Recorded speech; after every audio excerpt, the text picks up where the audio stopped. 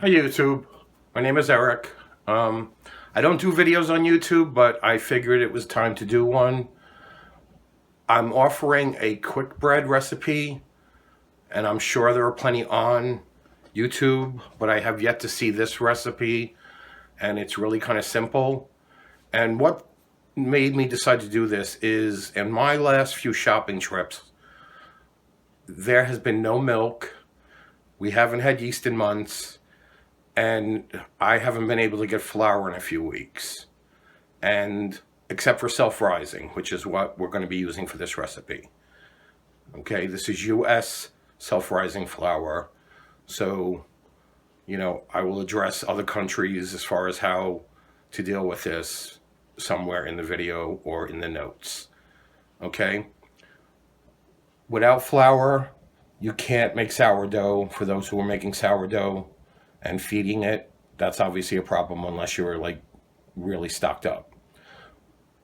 Without milk and the addition of eggs, it's hard to make any kind of quick bread or even a soda bread. So this is a very quick recipe. It's only got 3 major ingredients and a 4th optional ingredient. Not optional as much as varied ingredient that I'm sure everybody has. And hopefully this will help somebody. So give me a second while I please set up my phone for the stove, to face the stove, so I can make this video. Okay? 1 second.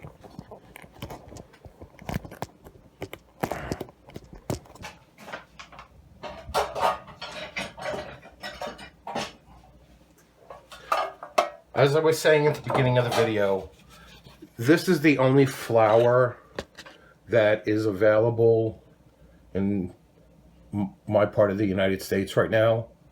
There are some internet sites that, show stock in flour, but they also show like 1-month delivery times in many cases. So this gave me, this actually was a good thing because it gave me an idea to share this recipe that I created when I was young. We actually can get bread here still, so I'm not too desperate personally, but it's still a good thing to share. Okay, so 1 second. Before I show you everything with the dough, you do understand right away, the dough can be used for 2 purposes, either a loaf of bread or a pizza dough. But for the loaves of bread, you do have to use a loaf pan. This is not a Dutch oven pizza. Dutch oven bread like many breads are now. Okay, so you do need a loaf pan, and again, we're going to be using self-rising flour, sugar, not much, so just a little sugar, and some kind of carbonated water. It could be club soda, it can be seltzer, it can be Perrier, it can be San Pellegrino, St. Croix, whatever seltzer you like. It does have to be plain though, okay? No flavored sodas. Now what we're going to do, what I've already done is put 3 cups of flour through a sifter. And what you basically want to do is you want to make sure that this is the self-rising flour in this container, loosen up your flour really well. Even if it says pre-sifted, do this anyway. You really want this to be aerated so it's not too dense of a bread. Okay? After you've aerated it, you're going to scoop it. You'll just take a good scoop, and then you just kind of do a straight level, and you put it in here. You're going to need 3 cups of the flour. Okay?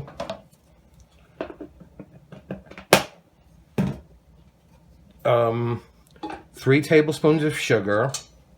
However, I'm not going to be stringent about that. If you want to use 2 tablespoons or 1 tablespoon, try it, do it.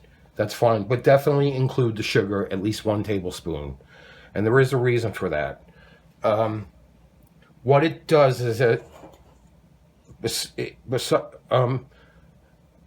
on one level, it counteracts some of the baking powder taste that's in self-rising flour, but it also keeps the bread moist. You can also, it's the only sweetener you can use, white sugar. Brown sugar, honey, molasses, agave, coconut sugar, date sugar, all the sugars I can name, either will not bake through properly, or they will affect the ratio, especially the liquid ones, because the liquid is already kind of pre-measured for this recipe. So you have to make more adjustments. And lastly, which is just the real reason you just can't use them, is all the liquid ones I mentioned are acidic. And you cannot add anything acidic to the baking powder. It will kind of hinder the baking powder from doing its full job.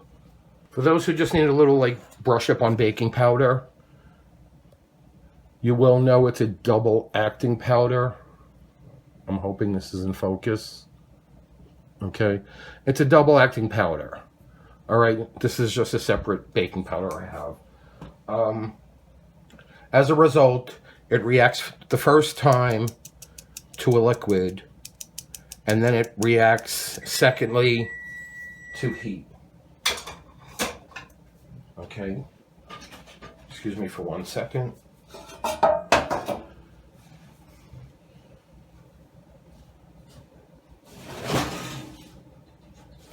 Okay, now if you can see this, this is what I would call the focaccia dough or the pizza or the pizza dough. All right, so let's just get to the recipe. Because I've already wasted enough of your time. All right, so you're taking your 3 cups of flour and your 3 tablespoons of sugar. Okay? As I mentioned, you cannot use the other sugars because they're too acidic. All right?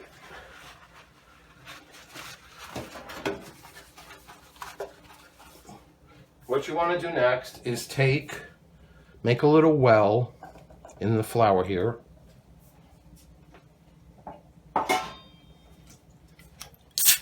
And if you wanted to add some seasonings to your bread, like caraway seeds or herbs, put it in the flour. This would be a good time to put it in, mix it into the flour. Okay? But you make a little well, and now we're going to put a 12-ounce can. In this case, I'm using club soda. Okay, this says sodium-free club soda. You can use seltzer. Like I said, you can use any kind of carbonated mineral water or soda water. Okay, I'm just going to pour this all the way through. Okay.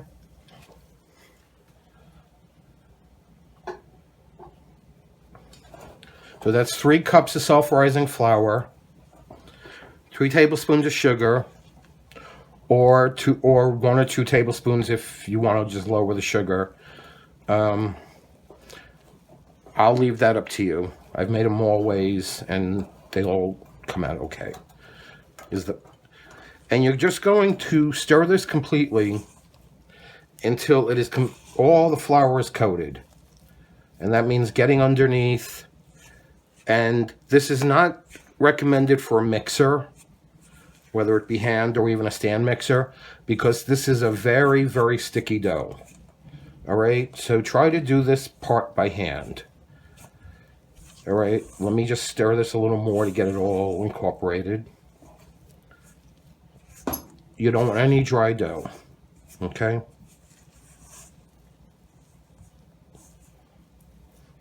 And the stirring also helps, since you can't use a mixer or anything, it does help develop some of the gluten. Okay, hopefully this is still on the camera. I think it is, okay. We're going to mix and keep mixing. Get underneath there because a lot of the dry flour will be on the bottom. And just like look through your dough a little bit, make sure there's no dry pockets. Okay. This seems to be well incorporated. Now, if you're using a ceramic bread pan or a non-stick bread pan, put a little softened butter in here and spread it around the sides. I don't know if you can see that, but that's what you want. Okay, please don't fall. All right, I think you can. Okay, so we're buttering all 4 sides of this bread tin. All right. My oven's already heated from the pizza. So now that we've got this all mixed, everything looks wet. I don't see any dry spots. You get it right into this pan.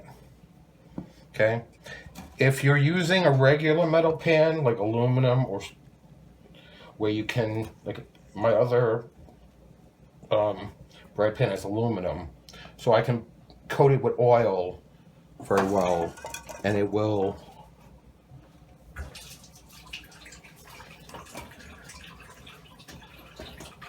stay on the sides. Okay. This is my aluminum pan. So what I would do with this is I would just take a brush, and then either with olive oil or the melted butter, I would just spread it across the sides. Okay? Along the sides and on the bottom. Okay?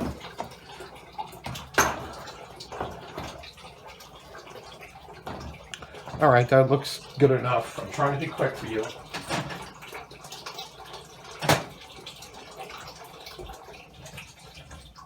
I will then take some melted butter, put it on the top. In this case, I'm using the butter, not the olive oil. I used oil for the focaccia, but for the bread, I actually prefer the butter. It gives it a nice golden color, and it also adds a lot of flavor. Because if you did this bread without the oil, any kind of oil, it would look undone. It would look almost exactly like it would come out looking exactly like it's being put in. It would be very pale, and some people may not like that. And in addition, because we are dealing with something that is literally just flour and water, you need flavor. And the oil does give it some added flavor. Okay? If you want to top it with other essentials that you like in this case, I'll put some sesame seeds on here a little. Do that. You can put, like I said, you can put herbs in the flour, such as rosemary or whatever herbs you like. Even stronger herb flavors like garlic powder or, things like that, onion powder, red pepper, whatever you like. But for basic bread, I usually like to make it with the butter, and some sesame seeds or the black poppy seeds, and I find that's more than sufficient. Okay, let me get this in the oven. Now, it's going to bake for 60 minutes.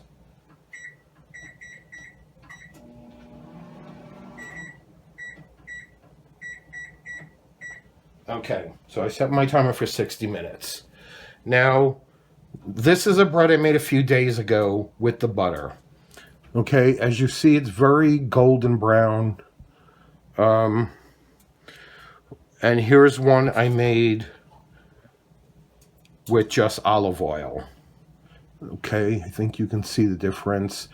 The butter's a little more golden, but the olive oil is still quite delicious and quite attractive.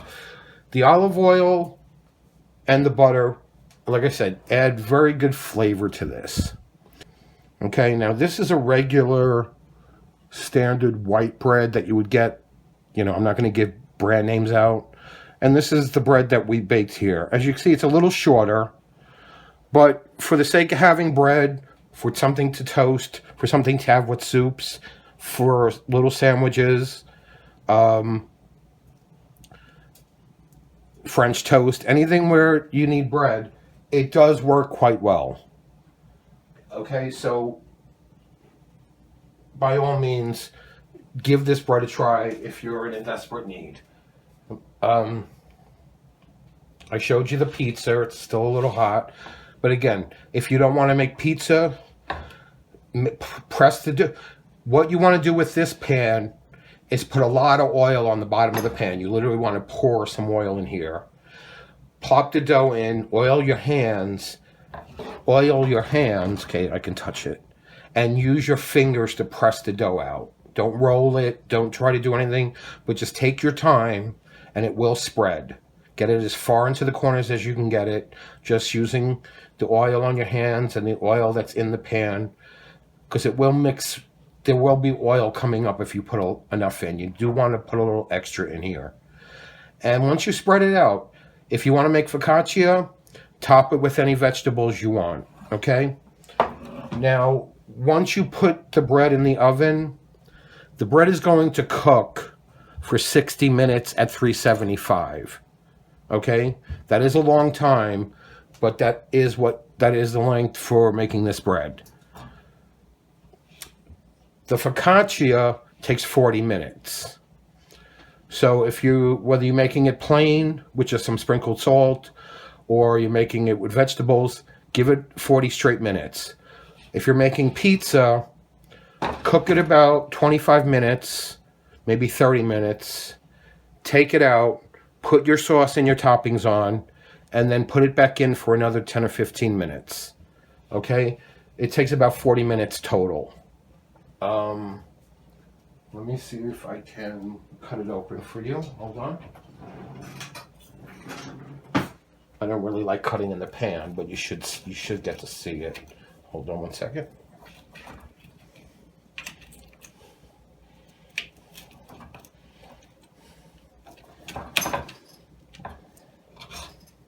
I'm scared to bang things around because I don't want that phone to fall again. All right.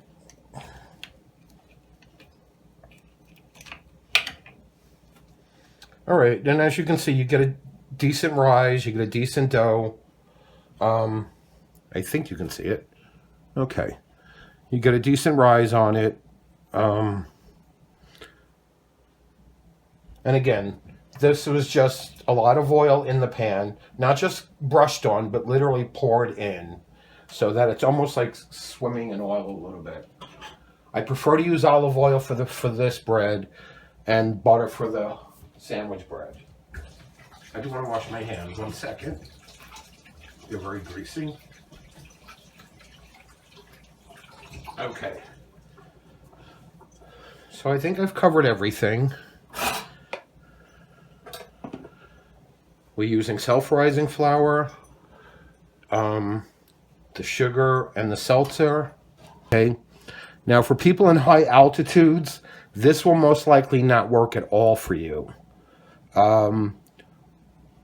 There's just the self-rising flour alone, I think, has too much baking powder that you're allowed to use. I know you usually need a lot less, and you also need more moisture. So, I mean, if you want to look at the recipe and then decide what you're going to deduct, because there seems to be a lot of deductions depending on the elevation. Like for baking powder, I think it's like at 3,500 you can take out 25% of the baking powder if you make the flour. But if you're over 5,000, you have to take out like 75% of the baking powder. So I don't know if that's enough to give you a good rise. I will try to cover all bases. Good luck. Give this a try. It's a nice bread. It's a nice bread to have handy, like I said, for soups, for toast, for French toast, or if you want to make sandwiches. I tried making rolls with it in like little, those little, like, I already forget, the little round, I'm sorry, it's what you usually make little quiches and, not quiches. I totally lost what I was trying to say. The little 4-inch ramekins, I'm sorry. I tried to make rolls in the ramekins, like dividing the dough into each ramekin. It's too dense though, so it won't be good for hamburger rolls or anything, because it is like a tougher bread. So leave it as a loaf, or leave it as a focaccia, as like a pizza bread. Okay? Now, hopefully you're seeing me again. Thank you for watching. If this works, I haven't even watched it yet. We'll have to see what happens after I'm done. Good luck to everybody. Stay safe. Hopefully this helps a few of you. I will give links to people who are gluten-free. I will try to address everything. I will go through it in my head. I will put a recipe to make self-rising flour if you happen to have AP flour at home in America. And I will try to see what I can offer to countries outside the US. But again, stay safe. Good luck to you. Let's hope we all get through this. And thank you for watching the video, okay? Wish me luck because it's the first one and I don't know if it's good. So hopefully it'll work. Bye.